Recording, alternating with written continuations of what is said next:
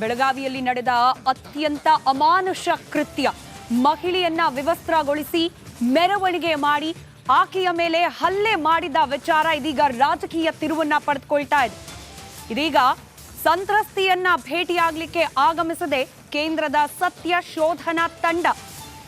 5 ಸಂಸದರಿರುವ BJP ನೇತೃತ್ವದ ಕೇಂದ್ರ ನಿಯೋಗ ಸಂತ್ರಸ್ತೆಯನ್ನ ಭೇಟಿಯಾಗುವ ಸಲುವಾಗಿ ಆಗಮಿಸಿದ್ದಾರೆ. ಸಂಸದರಾದ ಅಪರಾಜಿತಾ ಸಿಂಗ್, ಸುನೀತಾ ದುಗ್ಗಿ, ಲಾಕೆಟ್ ಚಟರ್ಜಿ ಹಾಗೆ ರಂಜಿತಾ ಕೋಳಿ, ಆಶಾ ಲಕ್ರಾ ಈ 5 ಸಂಸದರಿರುವ ತಂಡ ಇವತ್ತು ಸಂತ್ರಸ್ತೆಯನ್ನ ಭೇಟಿಯಾಗುವ ಸಲುವಾಗಿ ಬೆಳಗಾವಿಗೆ ಆಗಮಿಸಿದ್ದಾರೆ. ಕುಟುಂಬಸ್ಥರಿಗೆ ಸಾಂತ್ವನ ಹೇಳೋದು, ಸಂತ್ರಸ್ತೆಗೆ ಧೈರ್ಯ ಹೇಳಲಿದ್ದಾರೆ ಈ ಟೀಮ್. ಸತ್ಯ ಶೋಧನೆ ನಡೆಸಿ ಜೆಪಿ ನಡ್ಡಾ ಅವರಿಗೆ ವರದಿ ನೀಡಲಿದ್ದಾರೆ ಈ ತಂಡದ ಸದಸ್ಯರು.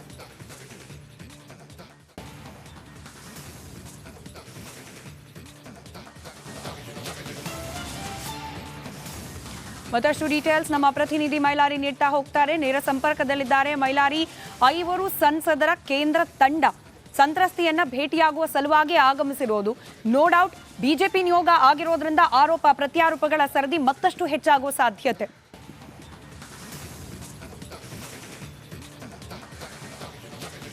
ಖಂಡಿತ ಸ್ಮಿತಾ, ಪ್ರಮುಖವಾಗಿ ಏನು ಬೆಳಗಾವಿ ತಾಲೂಕಿನ ಒಂಟಮೂರಿ ಗ್ರಾಮದಲ್ಲಿ ನಡೆದಂಥ ಏನು ಮಹಿಳೆ ಮೇಲೆ ನಡೆದಂಥ ಅಮಾನವೀಯ ಕೃತ್ಯ ಈಗ ರಾಜಕೀಯ ತಿರುವನ್ನು ಪಡೆದುಕೊಳ್ತಿದೆ. ಏನು ಕೇಂದ್ರದಿಂದ 5 ಸದಸ್ಯರಿರುವಂಥ ತಂಡ ಕೂಡ ಬೆಳಗಾವಿಗೆ ಈಗಾಗಲೇ ಆಗಮಿಸಿರುವಂಥದ್ದು. ಕೆಲವೇ ಕ್ಷಣಗಳಲ್ಲಿ ಕೂಡ ಏನು ಮಹಿಳೆ ಇದ್ದಾರೆ ಅದೇ ಒಂದು ಸ್ಥಳಕ್ಕೆ, ಸಂತ್ರಸ್ತ ಸ್ಥಳಕ್ಕೆ ಕೂಡ ಈಗ ಆಗಮಿಸಿದರು. ಬೆಳಗಾವಿಯ ಬಿಮ್ಸ್ ಆಸ್ಪತ್ರೆಯಲ್ಲಿರುವಂಥ ಸಖಿ 1 ಸ್ಟಾಪ್ ಕೇಂದ್ರದಲ್ಲಿ ಸಂತ್ರಸ್ತ ಮಹಿಳೆಗೆ ಚಿಕಿತ್ಸೆಯನ್ನು ನೀಡಲಾಗ್ತಿದೆ. ಸದ್ಯ ಅದೇ ಒಂದು ಸ್ಥಳಕ್ಕೆ ಮೊದಲ ಬಾರಿಗೆ ಏನು 5 ಕೇಂದ್ರದ ನಿಯೋಗದ ತಂಡ, ಸತ್ಯ ಶೋಧನಾ ತಂಡ ಏನಿದೆ ಅವರು ಕೂಡ ಅಲ್ಲಿ ಭೇಟಿಯನ್ನು ಕೊಡ್ತಾರೆ ಮತ್ತು ಸಂತ್ರಸ್ತ ಮಹಿಳೆಗೆ ಧೈರ್ಯ ಹೇಳುವ ಕೆಲಸವನ್ನು ಮಾಡ್ತಾರೆ. ಪ್ರಮುಖವಾಗಿ ಸಾಂತ್ವನವನ್ನು ಹೇಳ್ತಾರೆ ಮತ್ತು ಇದಾದ ನಂತರ ಅವರು ಏನು ಒಂಟಮೂರಿ ಗ್ರಾಮಕ್ಕೆ ಭೇಟಿ ಕೊಡ್ತಾರೆ. ಅಲ್ಲಿ ಕುಟುಂಬಸ್ಥರನ್ನು ಕೂಡ ಭೇಟಿ ಮಾಡಿ ಅವ್ರಿಗೂ ಕೂಡ ಧೈರ್ಯವನ್ನು ಹೇಳಿ ಅಲ್ಲಿ ಮಾಹಿತಿ ಪಡೆಯುವ ಕೆಲಸವನ್ನು ಮಾಡ್ತಾರೆ. ನಂತರ ಪೊಲೀಸ್ ಠಾಣೆ ಅಂದರೆ ಕಾಕ್ತಿ ಪೊಲೀಸ್ ಠಾಣೆಗೆ ಕೂಡ ಭೇಟಿ ನೀಡ್ತಾರೆ. ಅಲ್ಲಿ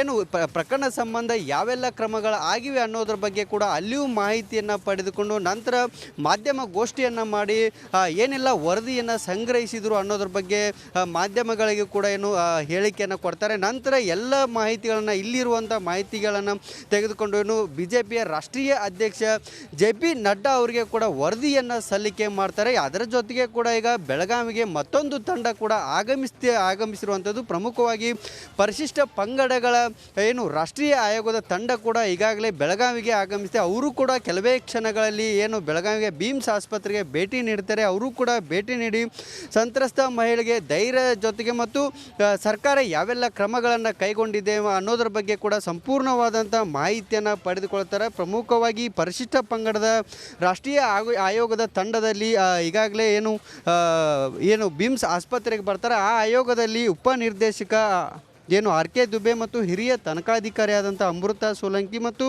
ವಿಶೇಷ ತನಿಖಾಧಿಕಾರಿ ರಾಧಾಕಾಂತ್ ತ್ರಿಪಾಠಿ ಕೂಡ ಆಗಮಿಸಿರುವಂಥದ್ದು. ಪ್ರಮುಖವಾಗಿ ಈ 3 ಜನರಿರುವ ತಂಡ ಕೂಡ ಪ್ರಮುಖವಾಗಿ ಏನು ಅಮಾನವೀಯ ಕೃತ್ಯ ಆಗಿತ್ತು ಬೆಳಗಾವಿಯಲ್ಲಿ, ಆ ಅಮಾನವೀಯ ಕೃತ್ಯ ಆಗಿರುವ ಬಗ್ಗೆ ಸರ್ಕಾರ ಏನು ಕ್ರಮ ಕೈಗೊಂಡಿದೆ ಮತ್ತು ಪೊಲೀಸ್ ಇಲಾಖೆ ಏನೆಲ್ಲ ತಪ್ಪುಗಳನ್ನು ಮಾಡಿತ್ತು ಈ ಒಂದು ಪ್ರಕರಣದಲ್ಲಿ ಅನ್ನೋದ್ರ ಬಗ್ಗೆ ಮಾಹಿತಿಯನ್ನು ಸಂಗ್ರಹ ಮಾಡ್ತದೆ. ಹೀಗಾಗಿ ಈಗಾಗಲೇ ಸ್ಥಳದಲ್ಲಿ ಕೂಡ ಏನು ಬಿಜೆಪಿ ನಿಯೋಗದ ತಂಡ ಕೂಡ ಆಗಮನ ಮಾಡ್ತಿರುವ ಹಿನ್ನೆಲೆಯಲ್ಲಿ ಬಿಗಿ ಪೊಲೀಸ್ ಬಂದೋಬಸ್ತನ್ನು ಕೂಡ ನಿಯೋಜನೆ ಮಾಡಲಾಗಿದೆ. ಈಗಾಗಲೇ ಡಿಸಿಪಿ ಸ್ನೇಹ ಅವರು ಕೂಡ ಕೇಂದ್ರಕ್ಕೆ ಇದೇ ವಿಚಾರವನ್ನ ಪ್ರಸ್ತಾಪಿಸಿ ಬಿಜೆಪಿಯ ಸಂಸದರು ಪ್ರತಿಭಟನೆಯನ್ನ ಕೂಡ ಮಾಡಿದ್ರು. ರಾಜ್ಯದಲ್ಲಿ ಕಾಂಗ್ರೆಸ್ ಸರ್ಕಾರ ಮಹಿಳೆಯರಿಗೆ ರಕ್ಷಣೆ ನೀಡುವಲ್ಲಿ ವಿಫಲವಾಗ್ತಿದೆ ಅನ್ನೋ ಗಂಭೀರ ಆರೋಪವನ್ನ ಇವತ್ತು ಇದರ ಬೆನ್ನಲ್ಲೇ ಸತ್ಯಶೋಧನಾ ಸಮಿತಿ ಕೂಡ ಬಂದಿರುವುದು. ರಾಜ್ಯ ಕಾಂಗ್ರೆಸ್ ಪಾಳೆಯ ಇದಕ್ಕೆ ಯಾವ ರೀತಿಯಾಗಿ ರಿಯಾಕ್ಟ್ ಮಾಡೋ ಸಾಧ್ಯತೆ ಇದೆ ಅಂತ ಹೇಳಿ?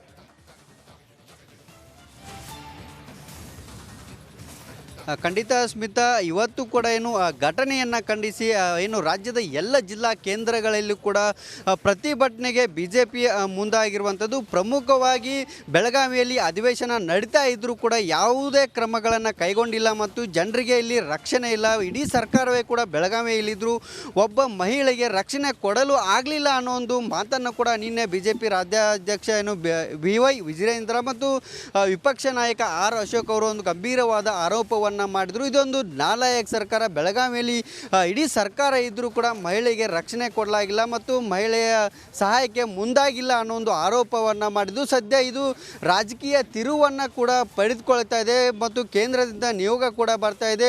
ಎಲ್ಲ ರಾಜ್ಯದ ಎಲ್ಲ ಜಿಲ್ಲಾ ಕೇಂದ್ರಗಳು ಕೂಡ ಕಾಂಗ್ರೆಸ್ ವಿರುದ್ಧ ರಣಕಹಳೆ ಕೂಡ ಬಿಜೆಪಿ ಮುಂದಾಗಿದೆ ಮತ್ತು ಈ ಮುಂದಿನ ದಿನಗಳಲ್ಲಿ ಈ ಪ್ರಕರಣ ಯಾವ ಹಂತಕ್ಕೆ ಬಿಜೆಪಿ ತೆಗೆದುಕೊಂಡು ಹೋಗುತ್ತೆ ಅನ್ನೋದನ್ನ ಕಾದು ನೋಡಬೇಕಿದೆ. ಸ್ಮಿತಾ, ರೈಟ್, ಧನ್ಯವಾದ ಮೈಲಾರಿ ಮಾಹಿತಿಗಾಗಿ.